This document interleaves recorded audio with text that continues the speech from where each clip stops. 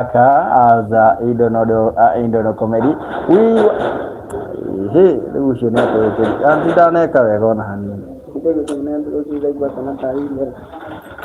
so we are very happy that today you people decided. Okay, I will try to be not saying we are very happy. Nijua mono kaguka unasemanga sana hizo vitu. Welcome hey. Oh na kene diku kana ira igua nyona. Maybe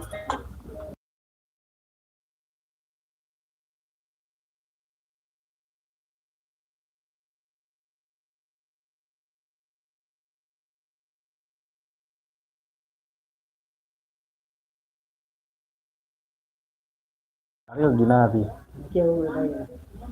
No way.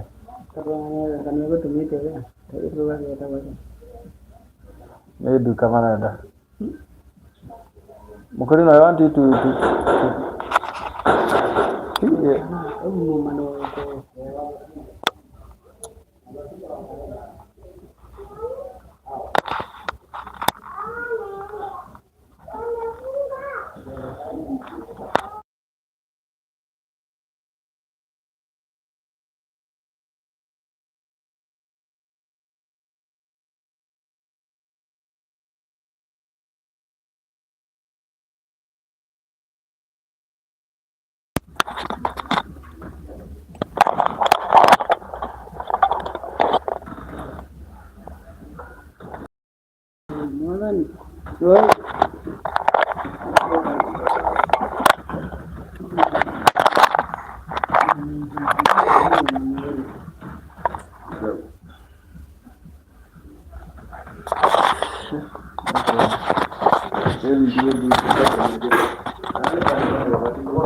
Check it out.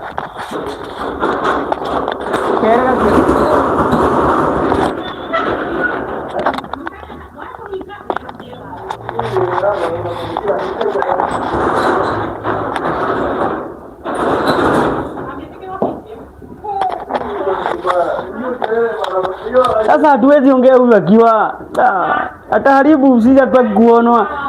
Hatutaki kuonwa na watu wakipita. Pengine aingie kae. Pita wewe motomoru. Ke, nikirakuire. Ni ore waregire weka Ngai hinya take. Ngai hinya. Pita ti moto mwega. Pita agora raithi. Ndete ona ebati egacirĩrwo rĩrĩ igoti-inĩ rĩrĩa inene Kenya. Kama unasemaje? Mbona watu wanani? Hello guys, welcome to our live session.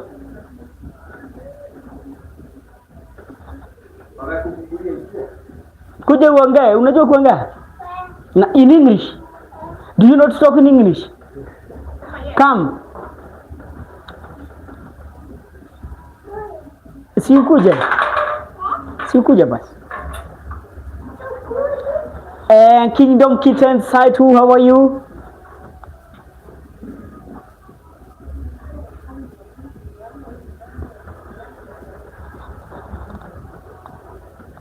How are you, Kingdom's Kitchen? Welcome to our live session. This is Idol Comedy Official. Yeah, you good, I'm good. Fita.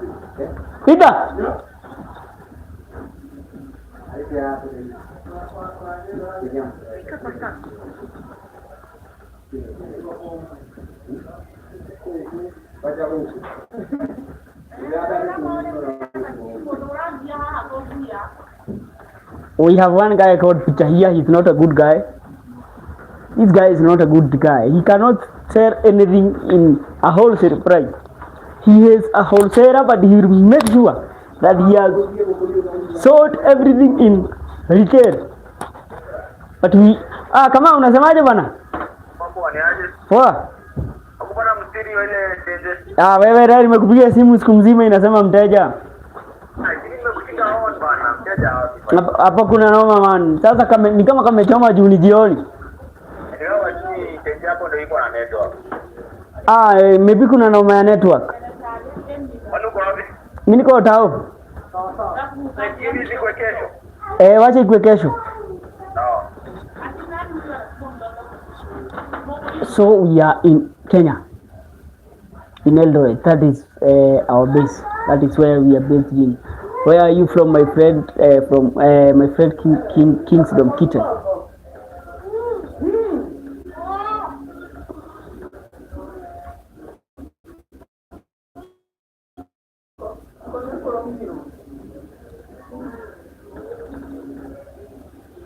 You are from South Africa. That is too good. What's good in South Africa? What do we expect from you guys from South Africa, guys?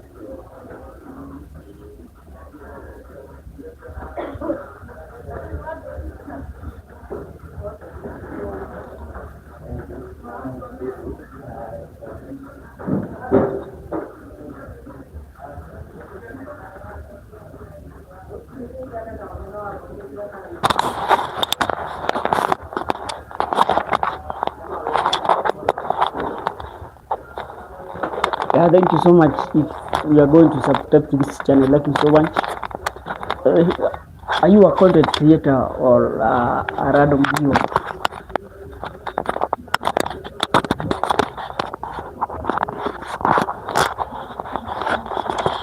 Right? Are you a content creator or a random viewer? Hello guys, welcome to my live session. Thank you so much for joining us. We are live here in our studio. Our studio is based in Eldoret City. Yes, welcome so much. Yeah, thank you so much for joining. Kindly subscribe to this YouTube channel.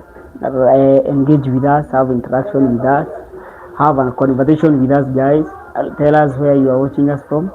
We want to engage with you. Like for instance, I have someone called Excrecy, and Excrecy is saying, God bless you and remember that Jesus loves you. Thank you so much. You should also remember that Jesus loves you too. So we have like there, drop a comment, like there, drop a comment. Let's have an engagement. Let's talk one on one. Let's talk on air. Tell us where you are watching us from.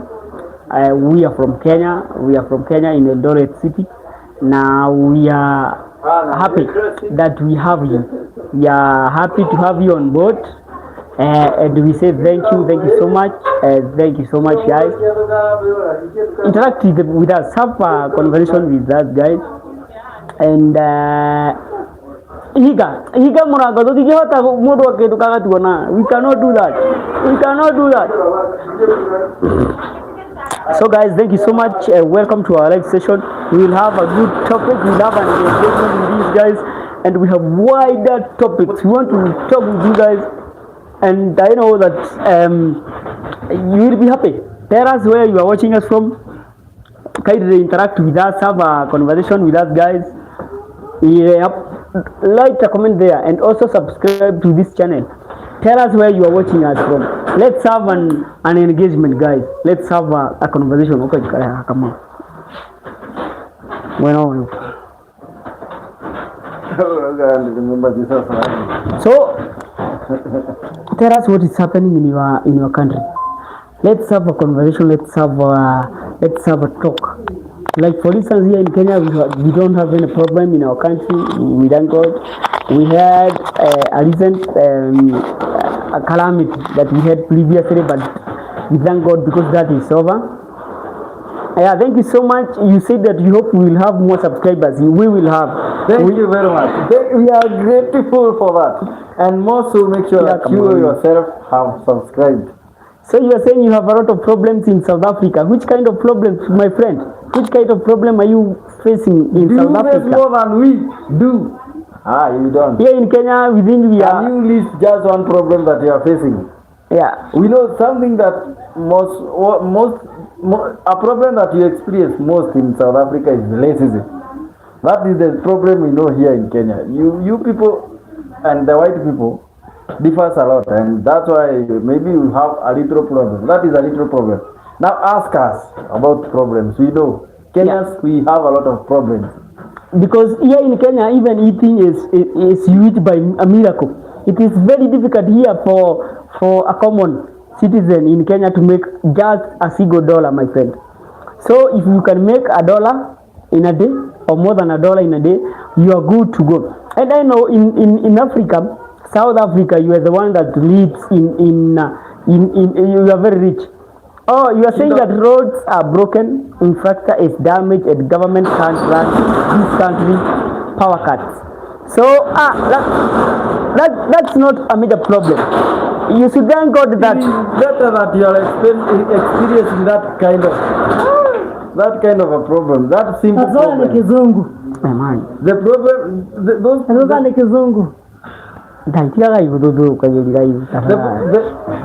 problem is me and you.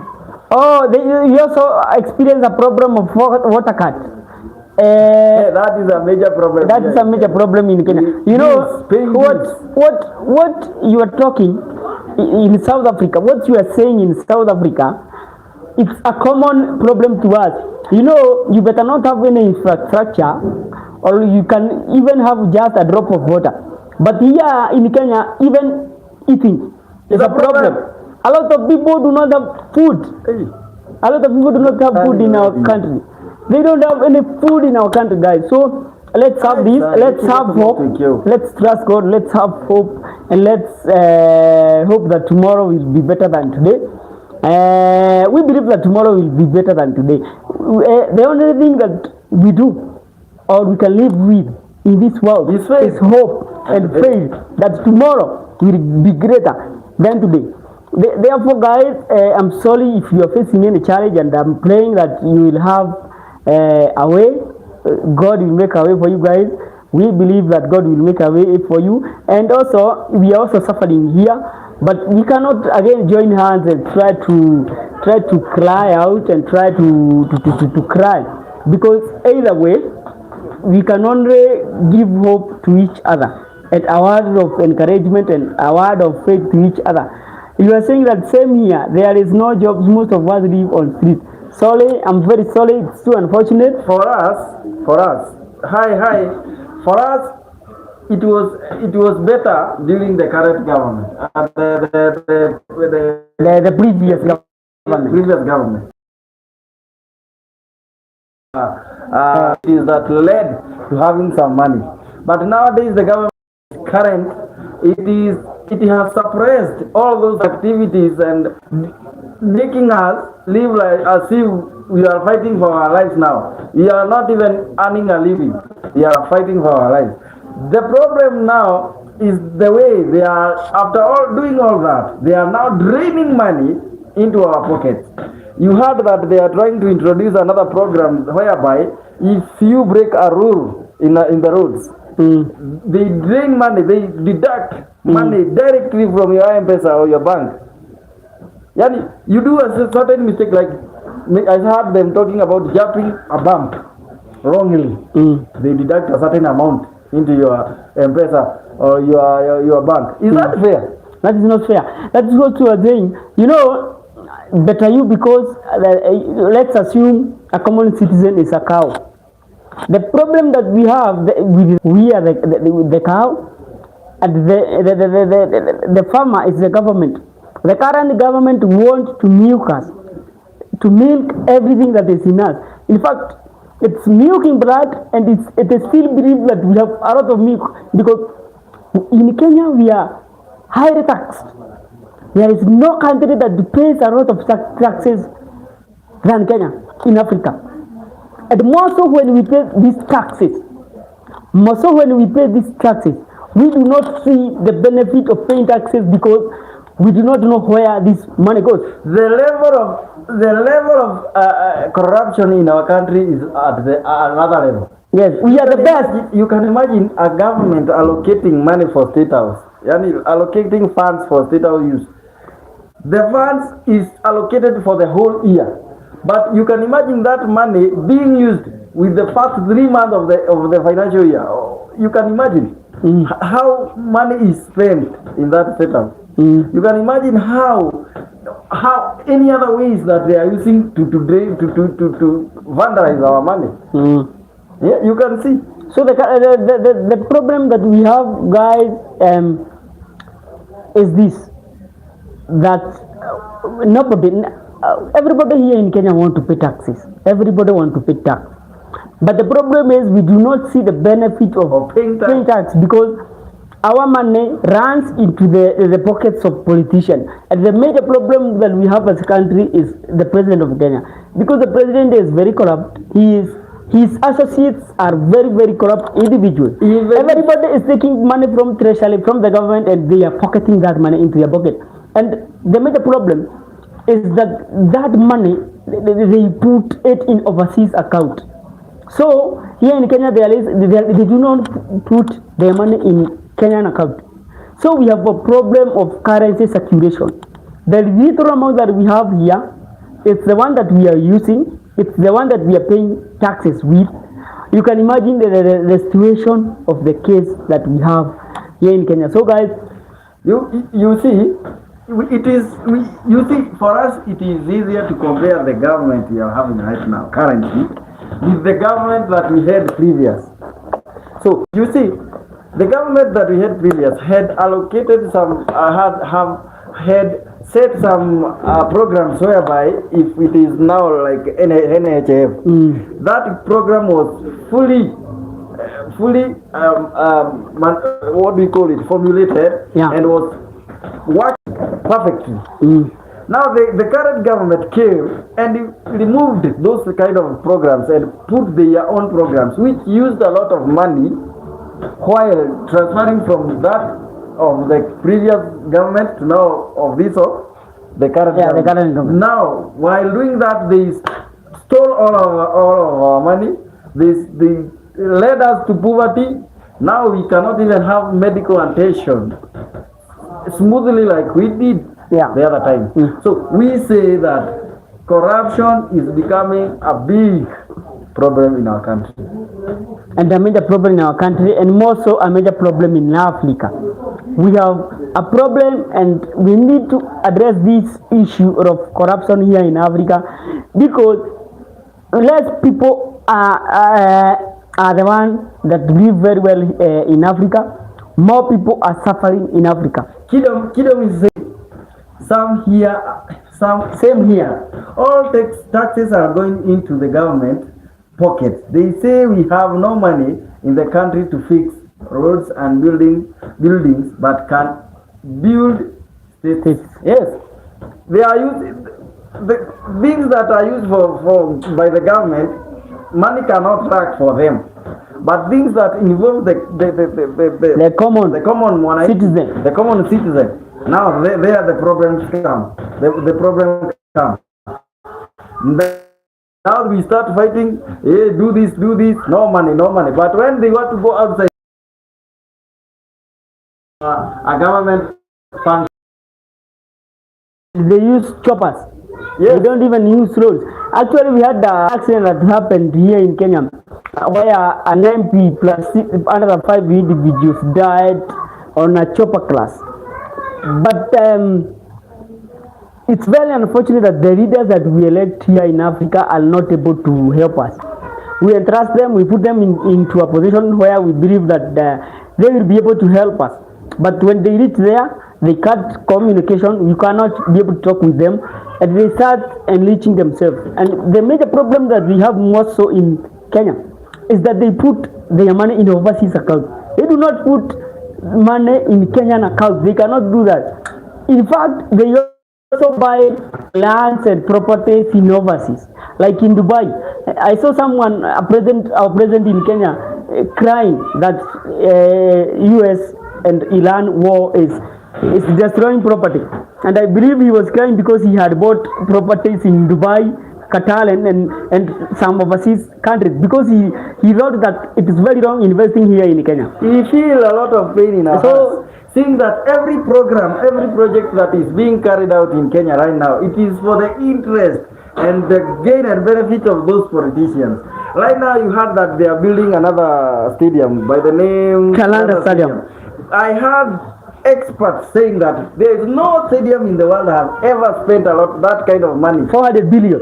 And it is, you can imagine the stadiums that we have outside there, outside Kenya, they are of high standards, yeah. but you can imagine ours is just of a little standard, But it is using a lot of money, just like more than those of high standards. What kind of nonsense is that?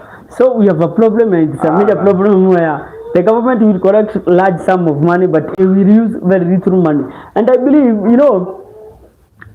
it's very difficult and unfortunate that the government cannot even be able to pay for emergency cases, like the calamity that we saw in Nairobi.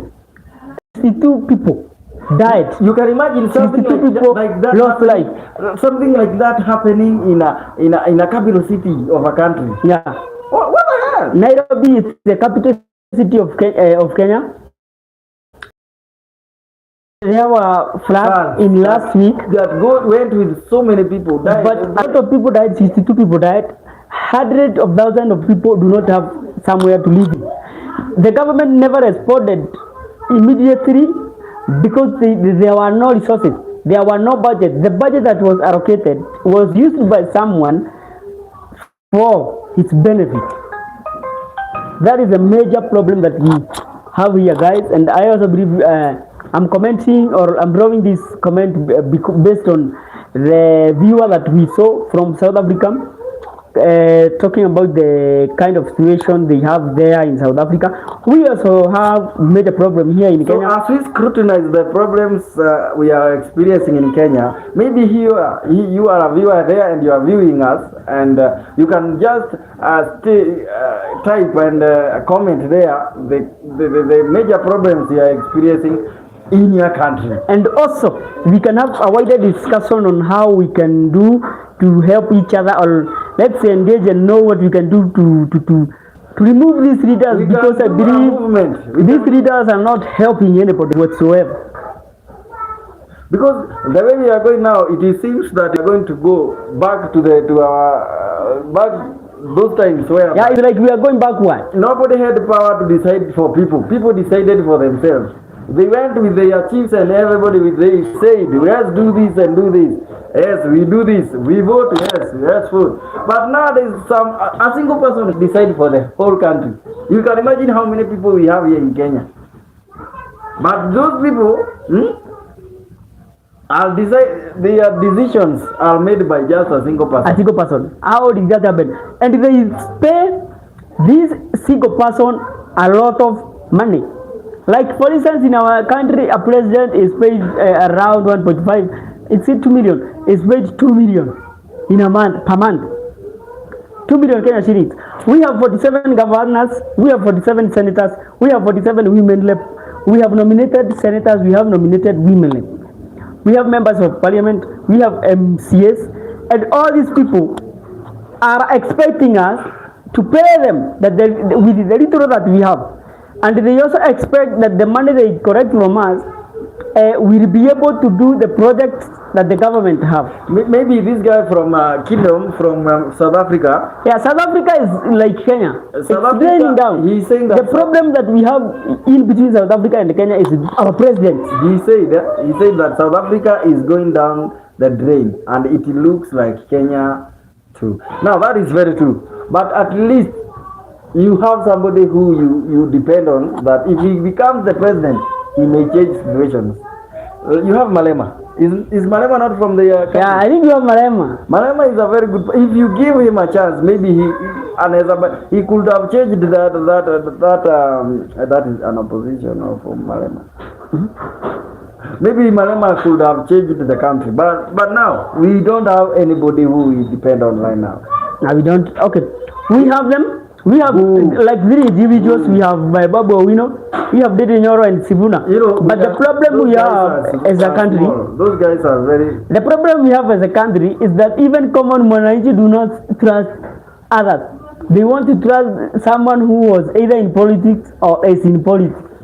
That's the problem we have. The difference with ideology is the big problem we have here in Kenya, and tribalism is another big problem. You can imagine, because somebody is a very good person and can be able to lead, lead with integrity, but because he is not from my tribe, I am not going to I elect that cannot person. support that person. I just need somebody from my tribe or from where I come from. I don't care if the person has the capacity or the capability of leading. I just give him the credit because he's just from my community. That is the biggest problem we have in Kenya. We have somebody like Sifuna. Because I'm a Kikuyu, I cannot support Sifuna because he comes from the Luya land. Luya. Yet, no, he comes from the Luya land. Yes. No, you see, Sifuna has the capability of being a very good leader in the future. Even though he is not yet, he doesn't have the capacity of being a president right now. And if he has to be the president, now he has to be having a very good support system. Yeah, he needs to be mobilized very well. Yes, he needs to be advised. You know, he's still young. He can use power with energy as a youth, and it is not good. That's why most of the time those people who become presidents are of old age. You can see because they can be able to control their power. You know, Mr. Sifuna can be. Okay, I don't want to go to Sifuna himself, but I want to say that the differences between the tribal differences are the biggest problem here in Kenya. So I think we can also be talking about, because according to how South Africa, the government of South Africa is running their government, and how the Kenyan government is running the government, we can be able to predict about our future. You know, we are young people from the two countries, and I also know from other people who are watching us, able to predict that if these people continue the way they are doing, we will not have any country. We will not have any future. Other people from other countries are running their countries forward. Like for instance, how technology is doing. A lot of people are doing very well because they have advanced in technology. You assume that your president is running your government very badly, very poorly. The technology is advancing. Those people, they are mighty. They are very far from us. They have gone miles and miles in advancement and structure. Then we from African countries we start going backward from where we came from because of corruption, because of some few individuals who are elected and they are very, very, very greedy. We will not have a country, and if we will have a country, we will have a very, very poor country. Yeah, I wonder this guy from South Africa saying that they are going backward. It is true, by the way. South Africa is a very big country right now, and it was supposed to be a bigger country because of having two races, Africans and Wazungus. You know, these people, the white people, brings a lot of development in a place where they are. That's why in Kenya we had some administration because we were colonized. You know they brought like those infrastructure development. But now, when we come into their leadership right now, it is very bad right now because there is nothing else happening in South Africa. Just what you call Cold War. They are fighting each other. Different. Some supporting the white people. Some are not supporting. They are fighting all together. And by doing that, nothing is happening in your country. No infrastructure goes. Though they have. I'm trying to say that the speed they are growing with is not that is expected to. You don't have a problem. You are okay, you people. Since eating is not a problem to you, you are okay. You just say, you can imagine having a president saying that if a country has a dictator grows faster. And the dictator is pocketing everything. A country with a dictator grows faster. You want to be a dictator so that we can grow faster.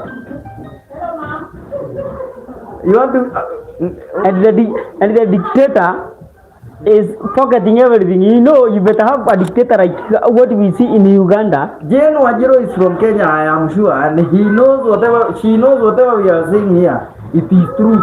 If we lie, you just say that we are right. So we have a president who is a dictator and a very corrupt person, a very corrupt individual. I think we have a problem in Africa. More so, we have a problem in Kenya. And we need to be addressing these issues because I can be able to reach to you and you can also be able to interact with me. Let's agree or have a conversation on how we can solve these issues. Because if you continue doing what we are doing, and we are able to observe what we are observing, we have no country. The government is terrible, but you said, Malema, if we give him a chance, but we won't, because he is way. So we are judging a book by its cover. He's way worse. But how is Malema worse? I didn't know that you can. We trust Malema. We trusted Malema and how he conducts himself. In Kenya, we have nobody. We have nothing here left in our country. We always see Malema defending you people like as if he is given that chance, he is going to change the country for good. So he was, So you did not even vote for Malema. You voted for the guy who is right now there. Just like we did to our president right now. We voted for him, and today he is even not recognizing any person of that Nini. I wonder if people who are saying two-term, if they have a good brain. Anybody who is saying two-term does not have brains. That is very true. Because you tell me, have you ever seen people from Kenya lacking school fees? They do not have medicine. The road is pathetic, infrastructures are pathetic, we have a tax, and we do not know where our money goes. Then someone with 5 common sense says, two-term. That is an idiot, and he does not care about the her tomorrow of his or her siblings. And you know the problem we have is that we are giving birth and we also have young siblings. Where will we take our kids if we continue the way we are doing? Do you know why I'm laughing? Because you cannot. You will definitely know a Kenya by how he type. By how they respond. How they respond. Very harsh. Very harsh. They comment. They are always abusive. They use abusive words, you know. Either abusive, rude, or annoying. They don't have brain. Okay, it is true. That is very true. I don't support that narrative of two-term. I will never support that narrative of two-term. And it is not because that the president is not from my country. My tribe. Or my local tribe, or where I come from, my community. It is because the president himself has been unable to lead with integrity, dignity, and conscience. Even little things that somebody can just know by his conscience, he is not knowing. He is not able to conduct them. You imagine somebody demolishing.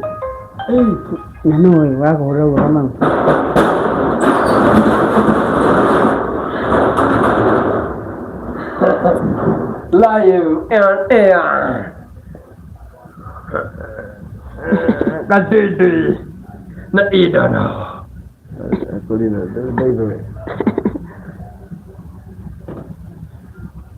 You can imagine somebody demolishing markets at this time, where a person cannot even eat.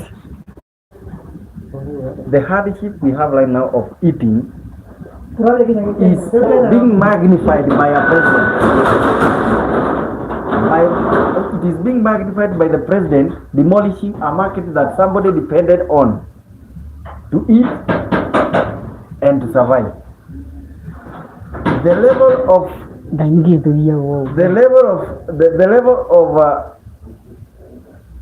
Kelly Boo. What do you mean, Boo? The level of inhuman that our president is having is of another level. He's an animal. We elected an animal. It's like an animal we elected, my friend. Yeah, we elected an animal. You can imagine somebody. Imagine somebody stealing a land that is owned by the community, a land that is supposed to be built on it schools, government administrations, hospitals.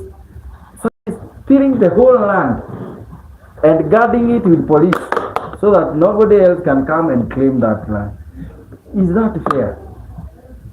Malema, now our Kelly Kingdom is saying, we will never give Malema a chance after he said that basically you are saying we should give him a chance. When he says that's like for that we cannot trust Malema. What did Malema say? We will never give Malema a chance after he said that. What did he say? We don't know what he said. I don't know. I really don't know what he said. That's what we wanted you to tell us. What did Malema say that you are very bitter with him and you cannot even elect him?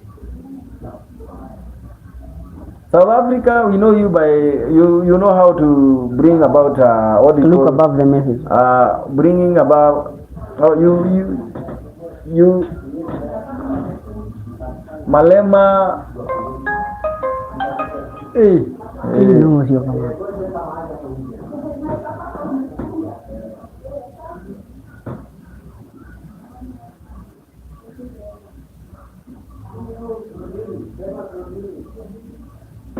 I cannot see what he said.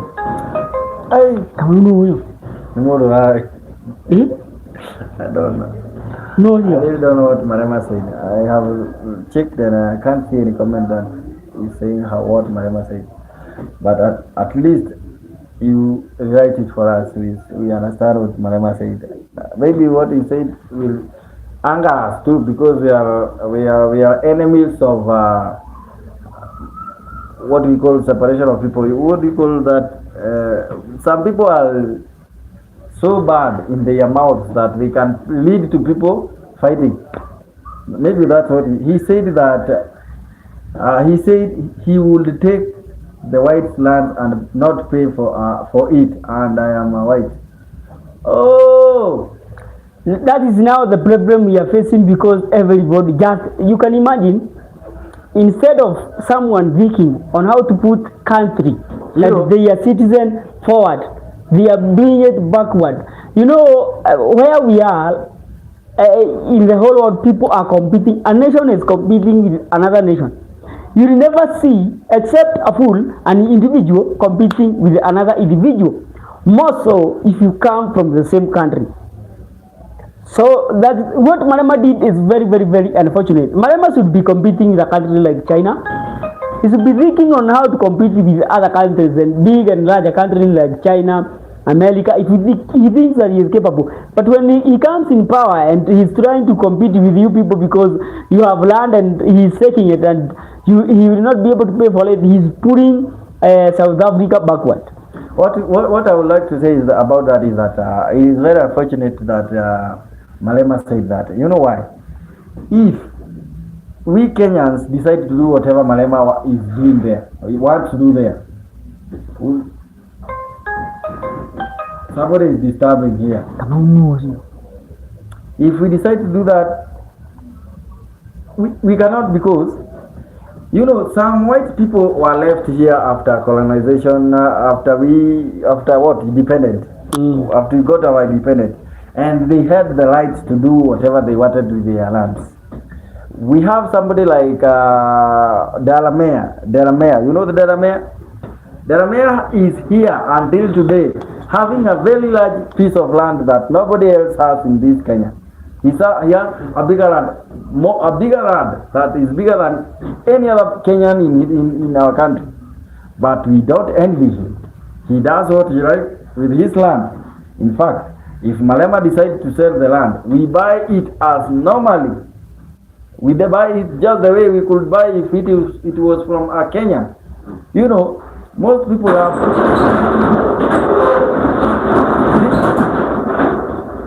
This is the reason why most people love Kenyans, because we know how to interact with other people from other areas. You see, now now mudu shira hora di mwino nego make you and doya di mwino de mo yene ke agia. I don't know who is that. So today Malema saying that he will take their white lands and not pay for them after taking leadership. I cannot support that. I cannot support that. I support that. Why should you support? Because the white people should go back to their home. How is that helping Africa? What if they That will help Africans. Yes. Bana, To keep they our will culture. Hebu nyamazeni kidogo. Huyu ameali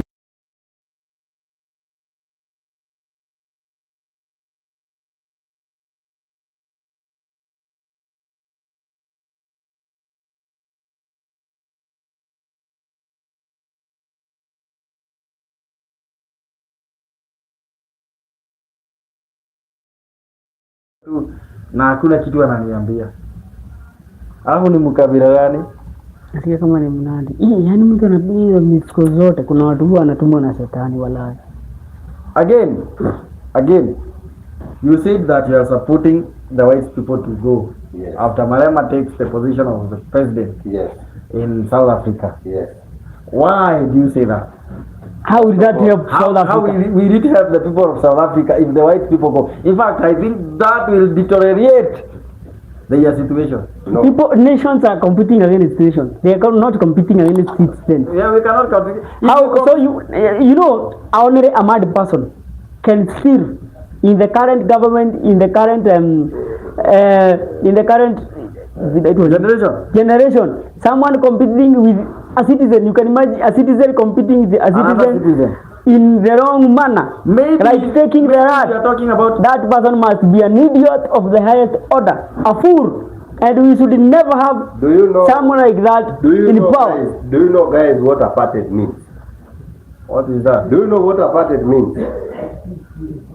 You don't know what apartheid means. That's why I'm telling you, there is a place in South Africa where black people can never go.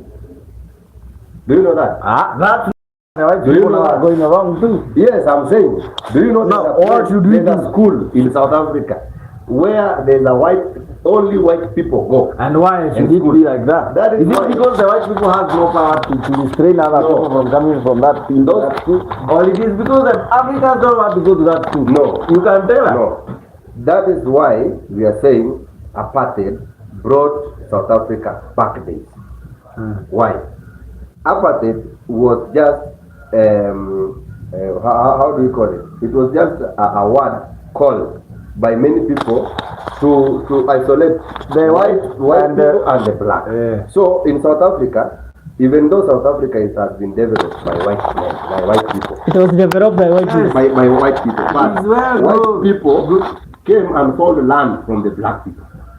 Right? But someone is saying it means apart separating black people and whites that ended years ago. That is very true. What do you mean? Is it still practiced until today? Does that separation happen today? Apartheid there is still apartheid. This is a white South Africa. The person who committed that is a white from South Africa. No, that guy is just albino. That guy is not white. That guy does not know. You have to have respect. No, it is the truth. Because if you want to say that apartheid ended long time ago, then tribalism in Africa then went away long time ago. That's what you want to say. Can I ask you a question? What tribe are you? Can I ask you a question? You are a Kenyan. Can I ask you here a question? Ask me a question. We are here in Kenya. Yes. Don't we have white people here? We have white people. Are they living peacefully? No, we don't discriminate them. But if they are given chance, they will discriminate us. Why should they discriminate? It means that discrimination or apathy, that what you're saying apathy here in Kenya is hard. I want to tell you something. Did it not end? Yeah, it's very different. It never ended. It never ended. It is just Kenyans are strong. Kenyans cannot listen to maybe if you want to oppress them. Kenyans will never accept that. But I don't think white men there's no can never control us. There's no citizens that are more stronger than South Africans. Economically. Even historically. Even economically. No. Economically, South Africans. You know South Africans. They are. You forgot their GDP. Story. No, their GDP is greater than ours. But now, we as Kenyans, we are growing faster. We are growing faster. We as Kenyans. Do you think we are growing faster as Kenyans when you have someone like Kasongo? Do you really think we are growing? How can Tanzania last year did better than us? Actually, our president recognized Samia Suluhu because of the effort that the president. How about now? How about now? Now we are doing poorly. A lot of people are dying in I'm Nairobi. telling you, the GDP of Nairobi is like the GDP of Nairobi alone is like Kampala, is like Dodoma combined. So you cannot compare Kenyans and I cannot understand you. You are the first person to hear saying that. But Kenya, the problem we have. No, we don't have a problem as Kenyans. What we have is poor leadership. The growth in Kenya is stagnant. We are very hardworking. The only thing we are doing is that we don't have proper leadership. Kingdom is saying, higher. Oh, I don't know. Apartheid don't take us backward. We were better back then. Only the force of the blacks. Yes. Thank you so much. South Africa product make South Africa's product make the country. Thank you so much. We African countries, some of our Thank you so much. Thank you so much. Some of our country in Africa told South Africa. Let me tell you, South Africa will be even better without whites now. Do you think that whites are putting South Africa backward? We went to election in South Africa. South Africans went to election last time. Do you know the province in South Africa where only white men were voting there? Do you know? I don't know. And they have their own administration. Yes, they have their own leader. If you never saw the person who came second, just like what do you know the person? So they were supposed just like what Raila wanted to do in Kisumu. He wanted to make the president of that area have his own government, and the other leaders who are given some duties. No, whatever we know, apartheid never ended. Apartheid never ended. That is what I know. Whatever it is there is that they are there, but they are not showing it to us. Because I'm telling you, until now, there are schools in South Africa where if you are black, you are being discriminated. If there's somebody who has got a different opinion, to say here, and I'll tell you the truth.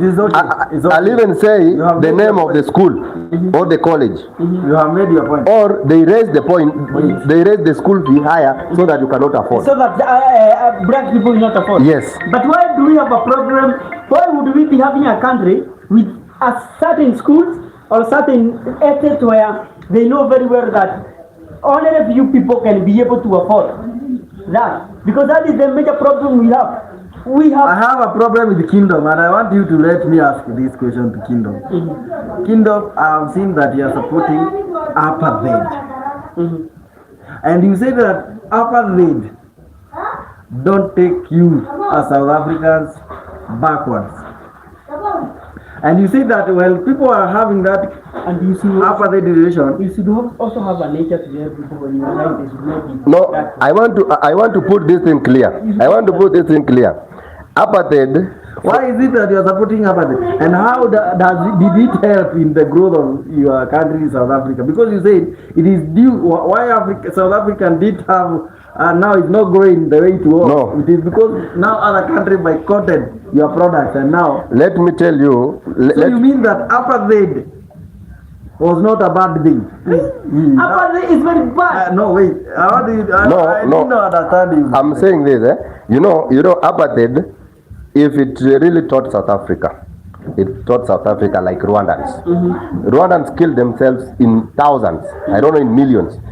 That's why now Rwandans call themselves Ndugu. You guys. So Rwandans learned it, but it was brought by division of leaders. You see that? So apartheid from 1948 to 1994 in South Africa was a legalized system of institution, racial segregation, discrimination, enforcement by national party government, forcing non-white citizens into separate areas, and that is what has been happening. Even in Kenya, there's a time when Jomo Kenyatta took the people from Mount Kenya and located them in Rift Valley. Are you getting the point? Yeah. So there was a time when a president can take the people in their community. You see, the people in their community, and maybe locate them somewhere, maybe in a different province. until now, that has caused unity between us, and again, it has caused tribalism so much between us. Because maybe when you are in this valley, and you know very well, you are maybe in Nakuru, you border the maybe the Kalenis or what. That thing has brought unity. At the same time, it has brought a lot of fight in power. Maybe you say that as now you're saying Nakuru is gone by the Kikuyus, but it is not the truth. Because why? People do vote for people they love. You see? I never. People from their community. In Kenya, it is people from their community. Exactly, but now I'm telling you that that is what happened in South Africa. There was a given place in South Africa where whites were being placed in that place only. Then there's a place again where only blacks are there. So if you want to cross this place to the other place, it was not acceptable. So South Africa went very, very far back when there was something called apartheid. And until now, it is just not, they are not showing it publicly, but they are showing it maybe with actions or by voting system. You get it? So even whites, they need South Africa more than the black themselves. Because of what? Elon Musk is from? Elon Musk. Yes. South Africa. That guy, really, Elon Musk, is from South Africa. He's in America now. Last time we had, there was a shooting of white men. I don't know, there was something like that.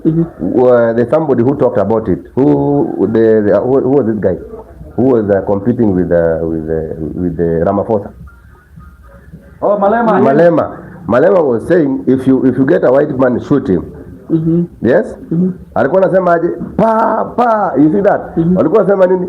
Shoot to kill, amasa. So it is like that. So you guys, separating blacks and whites, that ended. Yes, it ended. But there are still places where separation did help the whites more than the blacks. They have a huge land of a huge piece of land which maybe they are not tilling it. And maybe you find that they employ blacks as maybe they are just doing a micro slavery. Because why should you employ only blacks to the farm? Yes. Why don't the white? Yes. Yeah. So these things, we are just saying it. In South Africa, do you know South Africa produce Volkswagen? Cars. Yes. You have a company there. They produce cars. Because the white people are there. Because the white people are there. But now, being there does not mean that you oppress others. It does not. You should, you know, like United States. Yeah, United States. The people who are there were not even there by the first time. I think they were Red Indians or something like that. They came from all over the country. Maybe they meet there, they say we want to have a state. Yes? Are you getting the point? You find that those people in America, those people were not, their ancestral land is not there. You find them from Europe. In fact, I even understood that Canada is a monarchy of England.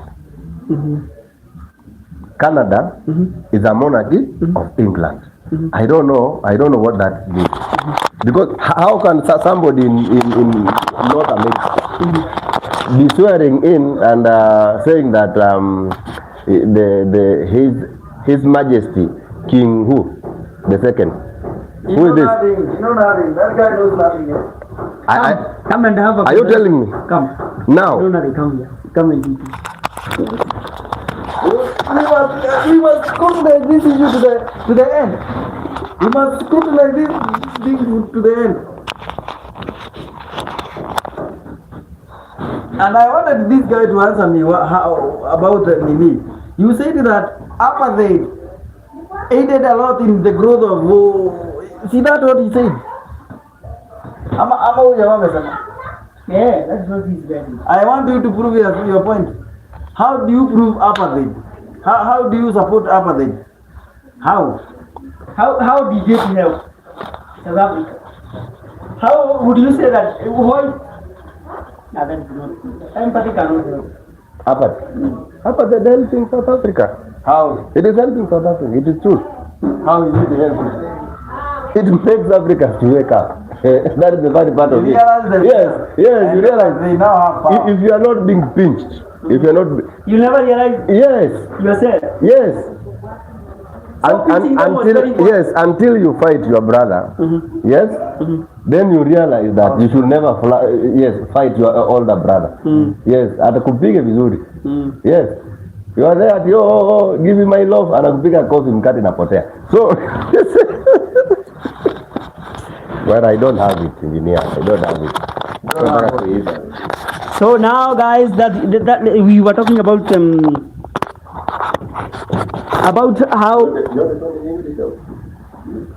we were having a conversation on how we as It's okay with a conversation, but I don't know what he's talking about. Yeah, you don't know about it.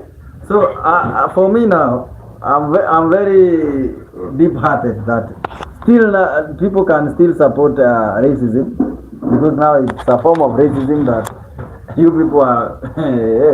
How can you support racism? How can you? why are you a racist?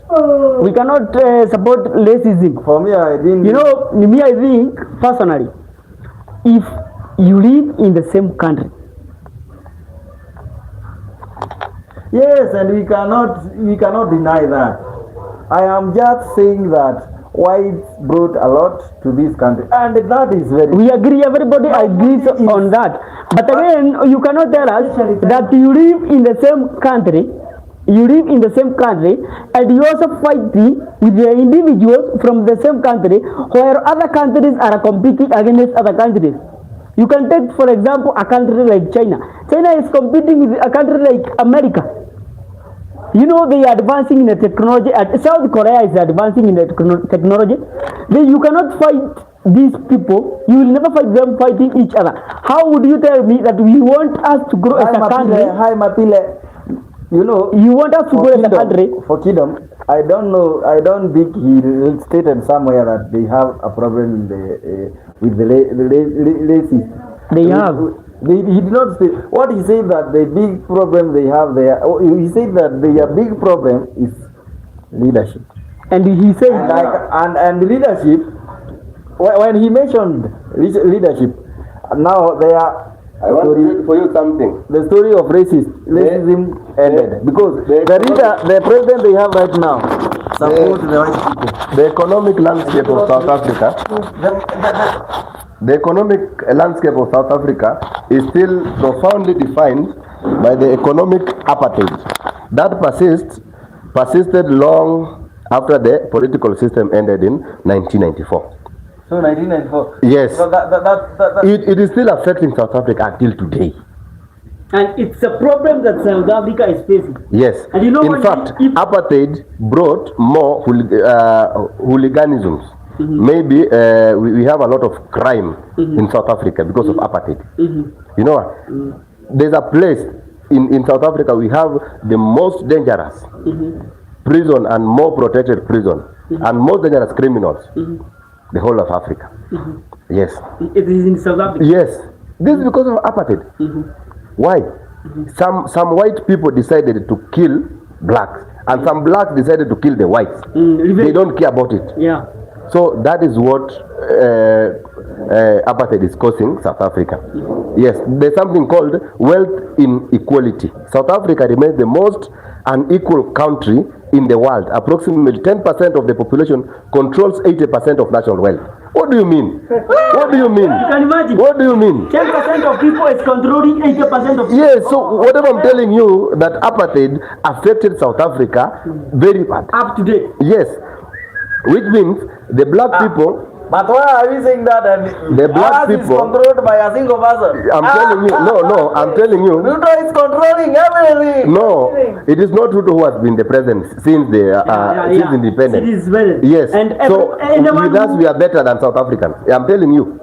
There is no country in Africa which is better than Kenya. The only thing which is happening with us, we are not serious with the leadership. And we are not going the rate, yes, the rate that we are supposed to. So I was saying that wealth inequality in South Africa remains the most unequal country in the world. In the world, approximately 10% of the population. Just imagine in Kenya, maybe 10% of Kenyan population can be which tribe?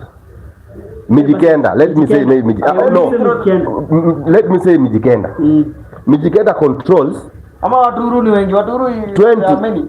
Sasa Turkana are a lot.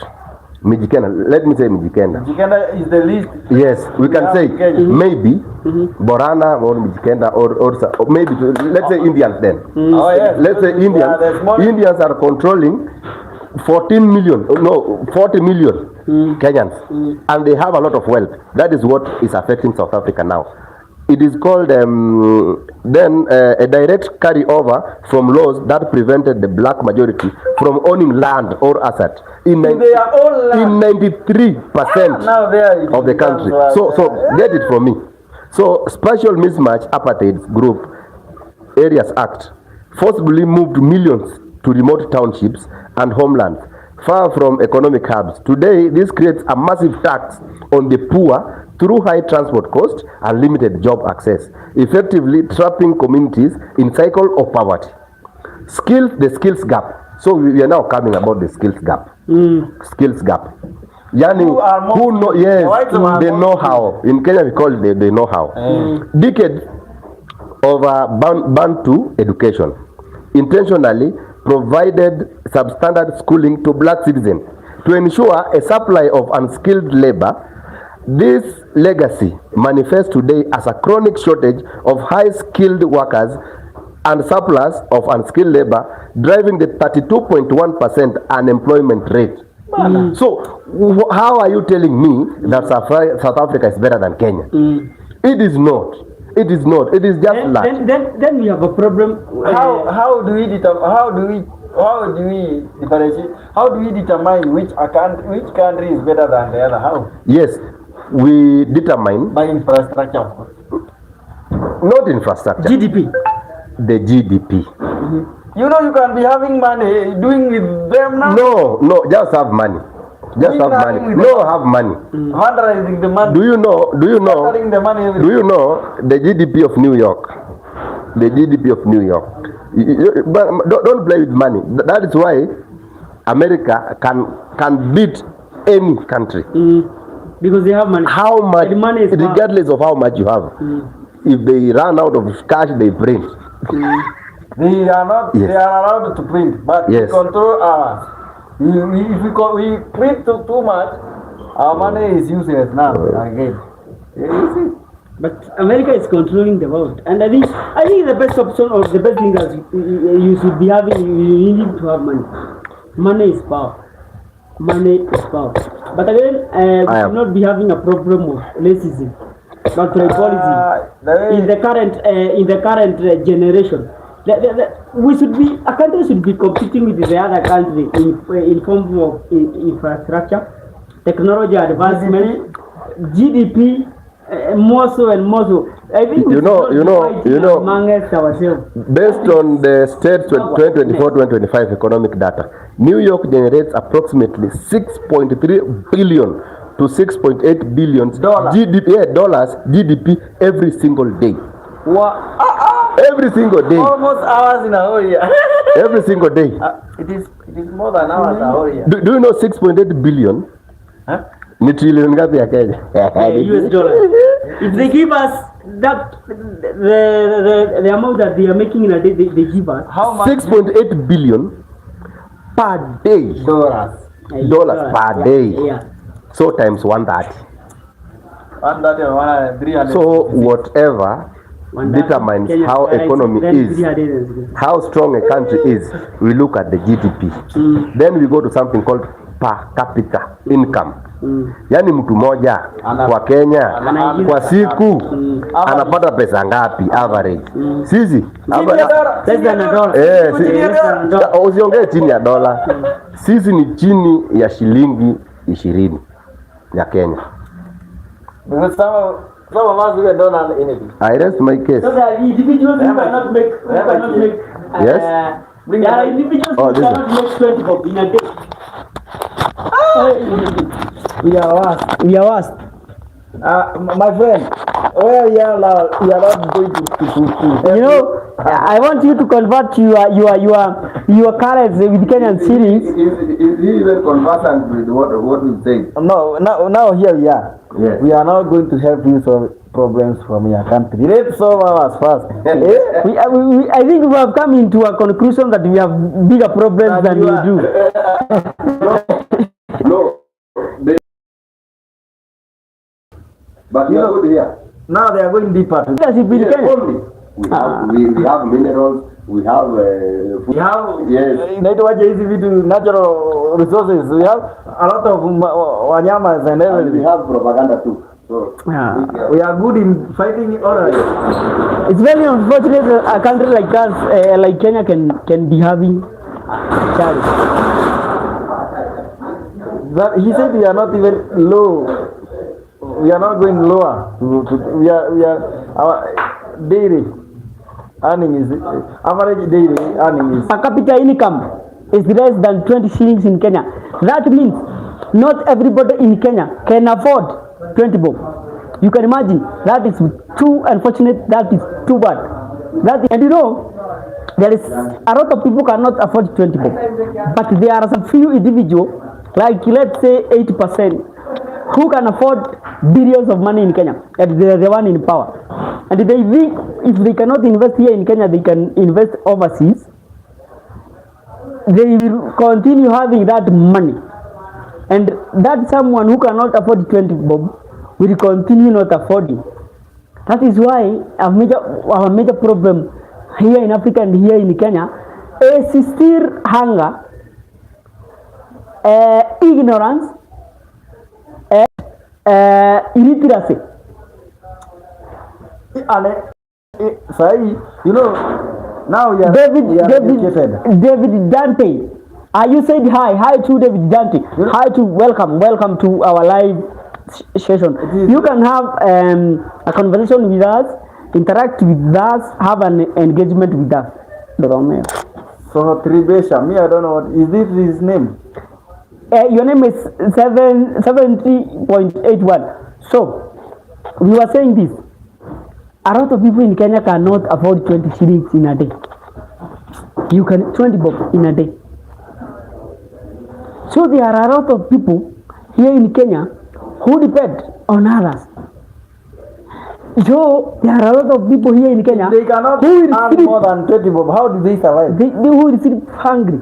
How do these people who cannot earn 20 bob in a day survive? That is why you are seeing a lot of people are dying out of hunger. A lot of people are dying out of floods. A lot of people are in crime. Yes. That is the major reason. Because if they don't earn, And you know, Kenyans are loyal. If you go to some areas in Kenya like Turkana, you go to some places like Pokot where drought affects those people really a lot. Then you would conclude that in Kenya we have royal citizens. The only thing that those royal citizens need is how to generate the income. And the only way these people can generate income is when the governments come together, try out and figure a project that they can generate. When they generate that project, they bring it back to the society, and the society will start earning from that project. But it's very unfortunate, for instance, like a project that we had in Turkana, where we had discovered oil. That project was taken by an individual. He brought foreigners. Those foreigners are the one who is doing everything, including money work.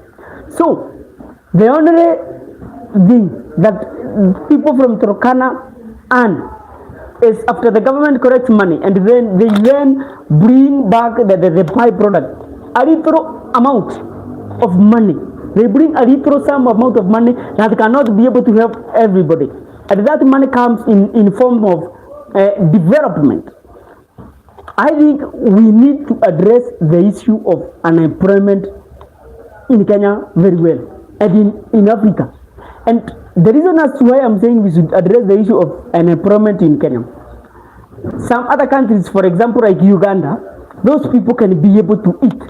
They can afford food simply because they even come here with their food. They come here in Kenya with products like carpets, blankets. They come here in Kenya with those products and we are able to buy from them.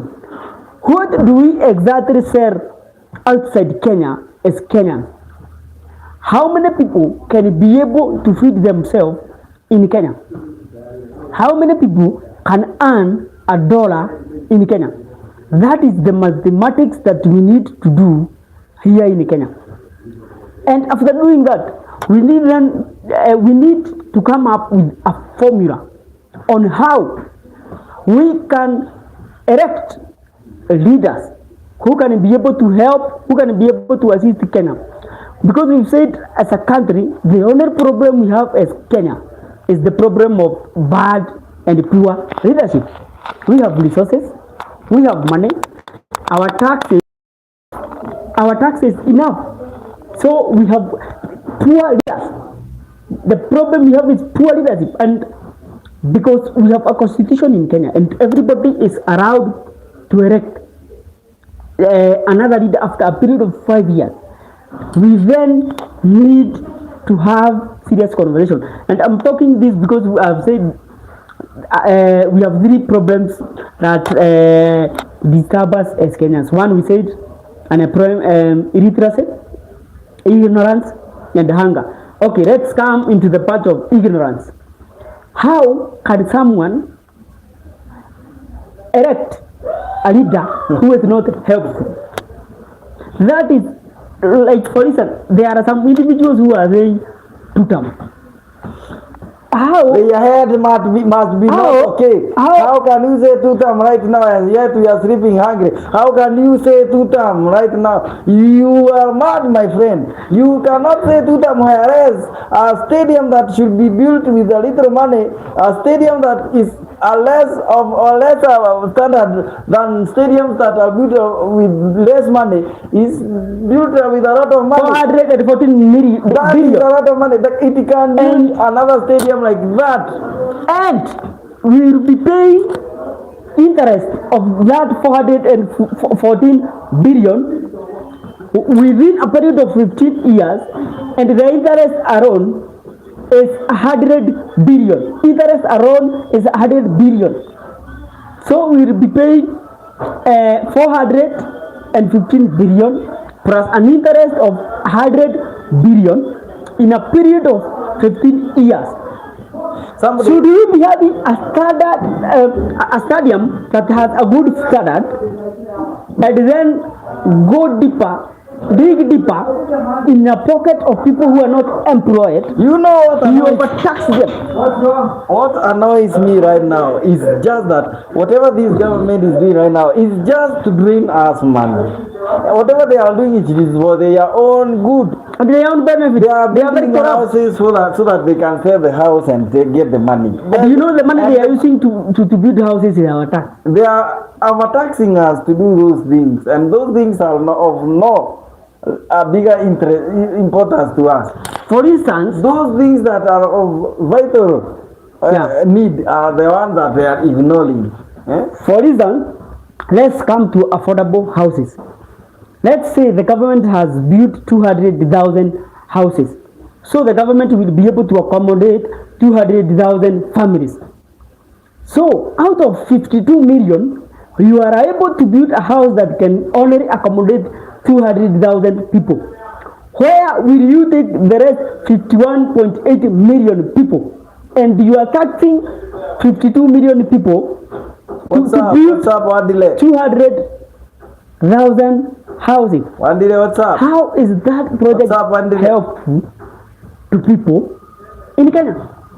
So you know, for me now, I think the government said that it is building houses because they believe that we don't have somewhere to live. Yeah. And I ask them, do they think, why don't they listen to us that the biggest problem we have right now, it is not habitat, it is not where to live, to stay. It's what to eat. It is something to eat. We even are okay if we can eat and have nowhere to live. You know, even if you can have good medical attention. One day, what's wrong with you? Hi, one day. Hi, one day, I'm okay. Thank you. You know, if you can be able to eat, go to school and have good medical care. We are not from South You Africa. should not. Our accent, the way we are talking, I know people are confusing us with South Africans. We are Kenyans, and Kenya is our business. But we can also have a conversation with you people from South Africa. Are you from South Africa, Wandile? Wandile, I want you to tell me if you're from South Africa. We are from South Africa, and we had somebody else by the name Kingdom who came also from South Africa, and he gave us the biggest challenge you are facing as a country is there. And he told us your biggest problem right now is leadership. Are you supporting him or not? If you are from South Africa. So Wandile, you are going again. Okay. One day we came to distract us like the same person who was calling the phone and it was a wrong number. There are people who are sent to distract our live session. Okay. I was saying this, if someone can be given Wandile, it's okay. Wandile, continue answering our questions. Education and good medical attention, you should not be living in a house. I think the government just wanted to have a way where they can just eat us. They eat our money. They eat us. They tax us until we die. And if you think you are there as a government, when everyone dies, who will you lead? You know, now I want to show you how our money is being vandalized by our leaders. First of all, they identify somewhere that they need to do something. They need to do a certain project. After identifying it, sorry, because of that, we have a bad network. And then after that, they tend to pretend to solve the problem. And by doing so, they now reach to the treasury of our country. If something was 50 shillings, they will say that that something is worth 5 times. Not 5 times, 100 times. I saw somewhere in a certain county, they bought a chair, 1 million. Ow! A single chair, 1 million. They built a toilet, 2 pit latrines, using 10 million. Pit latrines, 10 million. How are we mad? Those are the individuals that you pay monthly 500,000. When you see that and that kind of requisition or is being passed by the person who do vetting, you see now how many people we have there who are tending to steal from us. The fundi, we have the owner, and now the caller of the fundi. We have the treasurer. We have the vetter who comes to take look whether it is okay done or not. Now all those are thieves. You can imagine having those all thieves in a certain position. How many do we have in Kenya? We have okay. The only problem in Kenya is poor leadership. We elect poor leaders. But I think in fact that is not a major problem. Our major problem is ignorance. Someone will ignore the fact, okay, for instance, we are heading into elections. Let's start here. Somebody heard that a chair is worth 2 million or 1 million and they said nothing. Also we as citizens, we did do nothing about that. Yeah, we never reacted. Yes. So I was saying this, because out of ignorance, in the coming election, there is someone who will say to them, or else elect someone who he knows very clear is very, very, very corrupt. So in 2027, Kenyans will have elections. They will elect a president of their choice. But I want to say this. You elect someone in a single day. But the consequence of your election, you will face those consequences in a period of 5 years. Or 10 years. Or even 10 years. Because if a person is a sitting president, removing that person from that seat is very difficult. And here now, in Kenya, we know here in Kenya. And now, a choice of one day has resulted into a consequence of 5 years. But what if do we have? If these people are coming here like pastors, religious leaders, very humbled, begging, but when you give them the chance, they turn into boyhood. Power belongs to people. power belongs to people. If you can elect a leader who is buying a chair at a cost of 1 million shillings, residents from that area, they needed to take stones, they needed to take pangas and machetes. Panga and machete. They ran at a high speed, go and cut that individual into pieces. Because that is not a leader, that is not a leader person, that is an idiot. I love the fact that some countries here in the world punishes corruption daily with death or life in prison. They kill the person who is corrupt, and I think that is the way that we should go, so that we can make sure that our country is growing. We are stagnant in development. Why? Because we have corrupt leaders. And individual, you can imagine somebody is being paid 300,000 shillings per month, but after that, after a single month, somebody is buying apartments, somebody is buying luxurious cars, and putting businesses, staying a luxurious life, and we don't question what. It's because corruption on the other side, our country. Yes, on the other side, our the place where he's supposed to live, people are suffering there. People are passing through a lot. So those people who go to erect, they are very ignorant.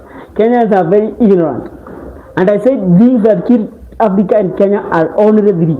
And the worst thing that kills people is ignorance. You buy a chair at 2 million, your governor or an MP buys a chair at 2 million cities, you have the information, but you cannot do anything about it. And you are the one who woke up very early and to make it worse, you elect the person another time. It means that we are not okay here. We are not okay here. We are mad. We are not okay. I don't think this is, and I wonder if this is our problem. Is this our parents' problem? Because for me, I cannot do that. This is a generational problem. No. Right now, nobody can do such a no. But do you want to tell me there are no people who are... Our parents did that. But okay, if you are saying we are very here, why do we have a problem of high level of corruption here in Kenya and we are doing nothing about it? Because we still have those old maggots, folks and folks. I think we need still in the positions of leadership.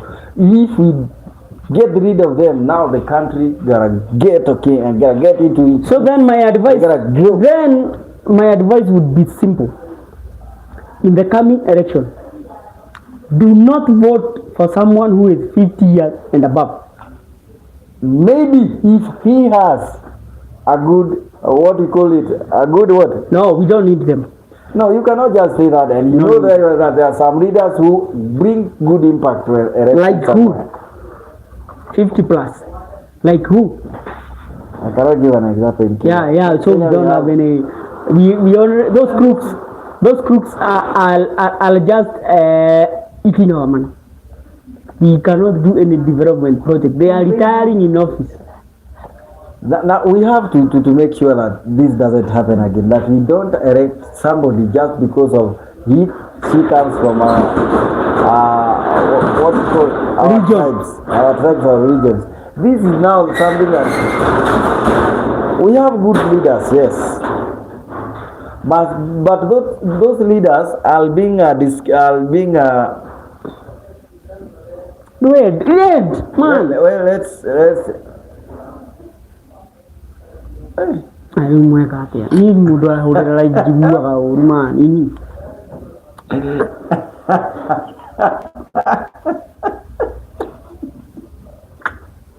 Let me end this live. Thank you so much. Let me end my life. You have made sure that my followers are good. Let me end this live. Let's go for good. We shall see you tomorrow, guys. How do you have any headache? Can you have this microphone? So washenzi ndo tunakuwa na wengi sana kwa nini yetu.